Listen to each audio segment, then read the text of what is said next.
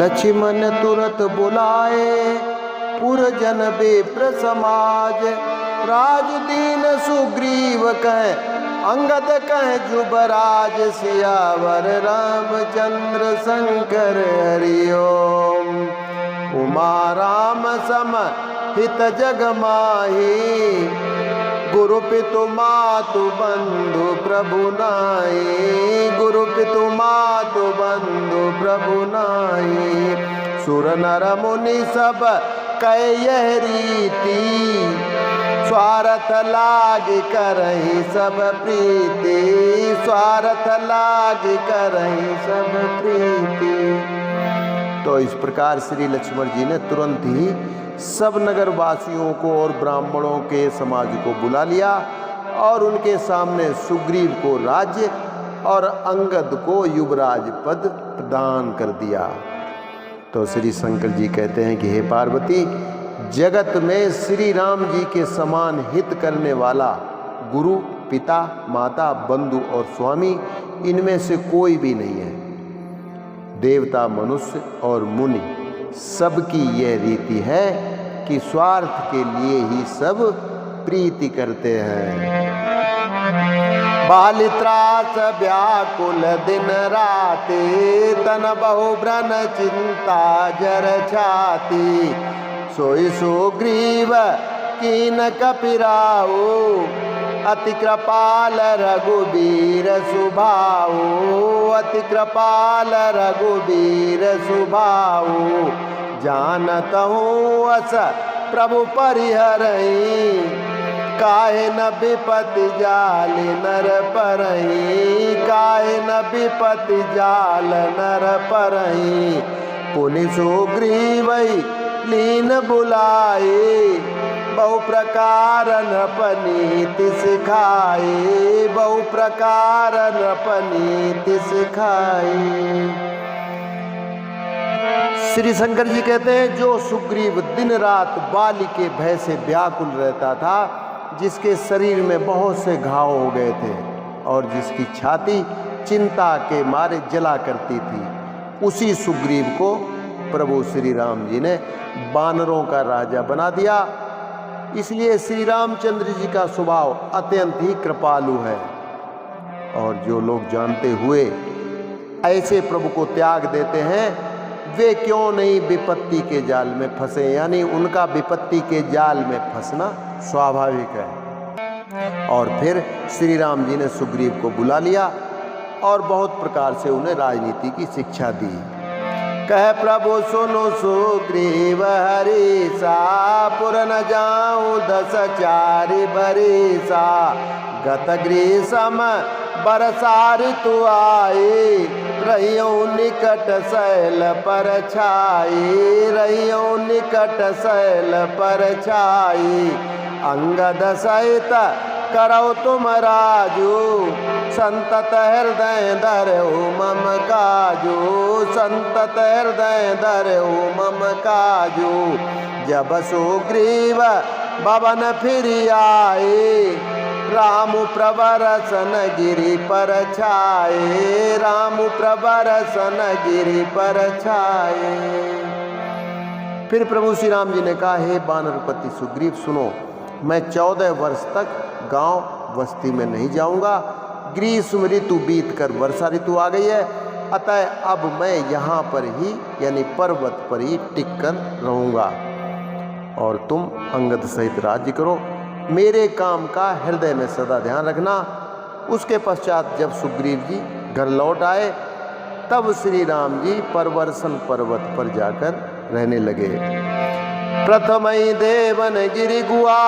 राखे रुचिर बनाए। राम कृपा निधि कछु दिन वास करेंगे आए। जियावर रामचंद्र शंकर उमा। सुंदर बन कुसुमित अति शोभा। गुंजत मधुपनि कर मधुलोभा। कंद मूल फल पत्र सुहाए। भय बहुत जबते प्रभु आए। भय बहुत जबते प्रभु आए। और देवताओं ने पहले से ही उस पर्वत की एक गुफा को सुंदर सजा रखा था। उन्होंने सोच रखा था कि कृपा के खान श्री राम जी कुछ दिन यहाँ आकर निवास करेंगे। सुंदर वन फूला हुआ अत्यंत सुशोभित है। मधु के लोभ से भंवरों के समूह गुंजार कर रहे हैं। और जब से प्रभु आए तब से वन में सुंदर कंद मूल फल और पत्तों की बहुतायत हो गई। देखी मनोहर शैल अनुपारत अनुज सहित सुरभूपा मधुकर खग मृग तनुधरि देवा करई सिद्ध मुनि प्रभु कै सेवा करई सिद्ध मुनि प्रभु कै सेवा मंगल रूप भयउ बन तबते कीन निवास रमापति जबते कीन निवास रमापति जबते फटिक शिलाति शुभ्र सुहाई सुख आसीन दो भाई सुख आसीन दो भाई। मनोहर और अनुपम पर्वत को देखकर देवताओं के सम्राट श्री राम जी छोटे भाई सहित वहां रहने लगे। देवता सिद्ध और मुनि भौरों पक्षियों और पशुओं के शरीर धारण करके प्रभु की सेवा करने लगे। और जब से रमापति श्री राम जी ने वहाँ निवास किया तब से वन मंगल स्वरूप हो गया। सुंदर स्फटिक मणि की एक अत्यंत उज्जवल शिला है, उस पर दोनों भाई सुखपूर्वक विराजमान हैं। कहत अनुज सन कथाने का भगति बिरति नृपनीति विवेका बरसा काल मेघ नभ छाए गरजत लागत परम सुहाए गरजत लागत परम सुहाए। लक्ष्मण देखु मोर गन नाचत बारिद पेखी ग्रही बिरति रत हृदय जस विष्णु भगत कहूँ देख सियावर रामचंद्र शंकर उमा। श्री राम जी छोटे भाई श्री लक्ष्मण जी से भक्ति वैराग्य राजनीति और ज्ञान की अनेकों कथाएं कहते हैं। वर्षा काल में आकाश में छाए हुए बादल गरजते हुए बहुत ही सुहावने लगते हैं। प्रभु श्री राम जी कहते हैं, हे लक्ष्मण देखो मोरों के झुंड बादलों को देखकर नाच रहे हैं, जैसे वैराग्य में अनुरक्त गृहस्थ किसी विष्णु भक्त को देखकर हर्षित हो जाते हैं। घन घमंड नभ गरजत घोरा घन घमंड नभ गरजत घोरा प्रियाहीन डर पत मन मोरा प्रियाहीन डर पत मन मोरा दामिनी दमक रहन घन माही खलक प्रीति जथा थिर नाही खलक प्रीति जथा थिर नाही बरसई जलद भूमि नियराए जथा नवई बुध विद्या पाए जथा नवई बुध विद्या पाए बूंद अगात सहाय गिरि कैसे खल के बचन संत सह जैसे खल के बचन संत सह जैसे। प्रभु श्री राम जी कहते हैं आकाश में बादल घुमड़ घुमड़ कर घोर गर्जना कर रहे हैं, इसलिए सीता जी के बिना मेरा मन डर रहा है।